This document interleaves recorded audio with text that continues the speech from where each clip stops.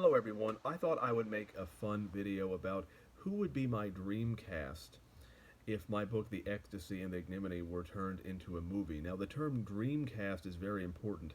I'm not talking about who would I cast out of the available actors who are working today. I'm talking about my dream cast. So things like death and time and age are not barriers to entry.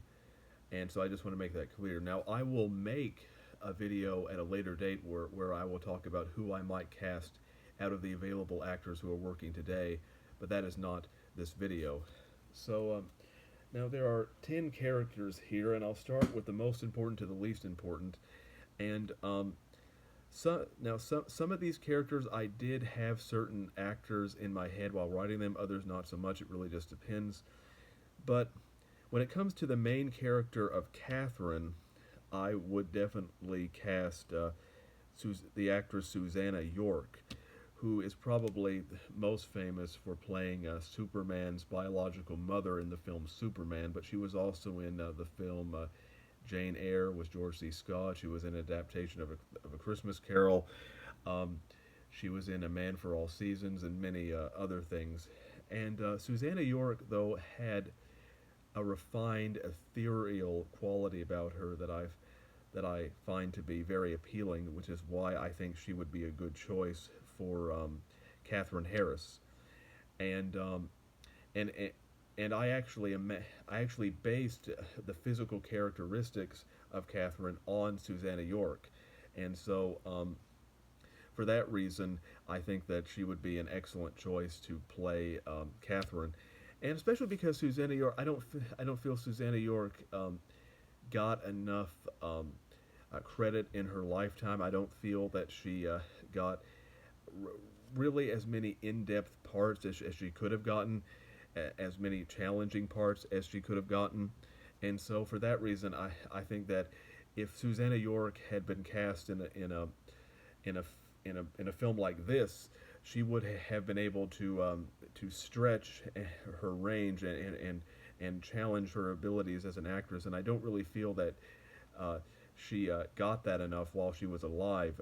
She died in 2011. So the now when it comes to the character of Edward Compton, I would cast up possibly a young Tyrone Power.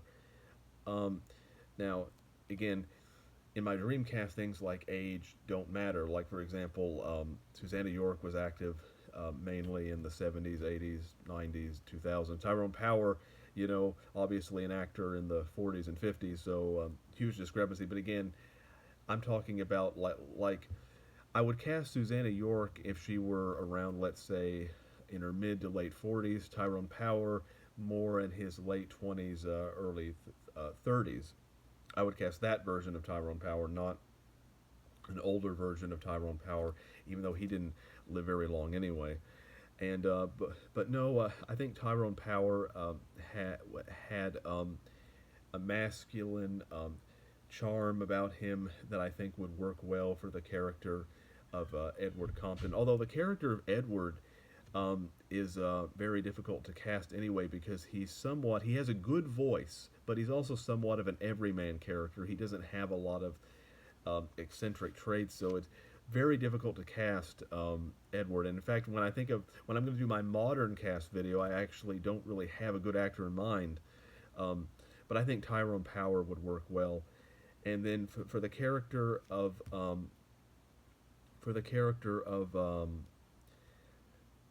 Catherine's husband, I would choose George C. Scott. And forgive me if throughout this video, if I get some of the characters' names and the actors' names confused, because it's kind of be difficult going back and forth.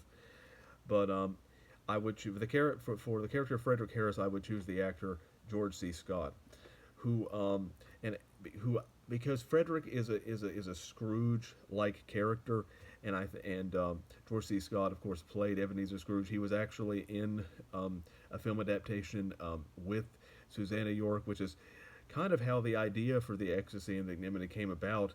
Watching that movie, because I found them so compelling as actors. I thought I came up with the story somewhat based on watching that movie, the 1984 version of the Christmas Carol. So I think that would so I think George C. Scott would work well for the part of Frederick Harris. And then for the character, then we go to the character of Desmond Archer. Now, I think for the character of Desmond, John Malkovich would be would be a good choice. Um, the Because the character of Desmond is somewhat sociopathic, and John Malkovich was really good at playing characters like that. He's too old for the part now, but I would have to go with someone else, maybe someone like Tom Hardy possibly. But I think Malkovich would be good um, for that role.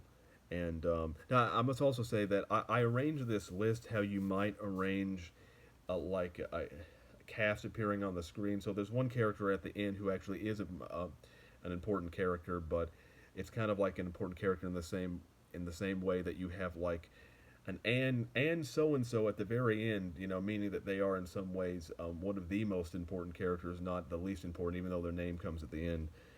Um, Now, for the character of Reverend Heartstone, I think the I think the character of I think of the actor Jerry Lacey, who played Reverend Trask in Dark Shadows, would be a good choice for him. And then you have the character of Mary Ingram, who I think for a good choice for that would be Joan Bennett. I don't really have a specific age for Mary Ingram in mind, actually. Um, Even though she is a landlady who is seduced by Desmond Archer, she could be played by any. She could be in her 30s to 60s. So I don't really have a specific age in mind for her, but I think Joan Bennett, who had again a very cultured, refined air about her, could definitely play the part, and especially since Joan Bennett had the ability of being charming and enchanting, but at the same time strong-willed as well, but vulnerable at the same time. So I think the actress Joan Bennett, could play Mary Ingram. For the witch character, there's an actress. I don't know if I'm pronouncing her name right, Lucille Laverne, who of course did the voice of the Queen in Snow White, the evil Queen. I think she would be good for that part. Then you have the character of Thomas Lockhart, who's a rival business owner of Frederick. I think the actor Gene Lockhart would be a good choice, and who of course was played Bob Cratchit in the 1938 version of A Christmas Carol. And then for the part of Rachel, who is Frederick's secretary, I think Rhonda Fleming would be a good choice. Rachel is kind of a fiery redhead. Even though the part of Rachel is the smallest, and you wouldn't necessarily have to go with a big star, but again, in Dreamcast, it would be Rhonda Fleming. Then finally, you have the character of Bertrand Shaw, who I wouldn't necessarily, in my Dreamcast, want to be played by an actor because I based the character of Bertrand Shaw off of George Bernard Shaw, who was a real-life human being, a playwright. And I just thought, well, my Dreamcast, why can't George Bernard Shaw play Bertrand Shaw? In my dream, even though I don't know if he can play, if George Bernard Shaw could play vulnerable, but in my Dreamcast, yes, he would play Bertrand Shaw. So that would be my Dreamcast, so to speak. I just thought this was an interesting intellectual exercise. I will make a later video where I will talk about a more realistic cast or a modern cast if I had to select people to star if the Ecstasy and the Ignominy were being made into a movie today. So thank you for watching.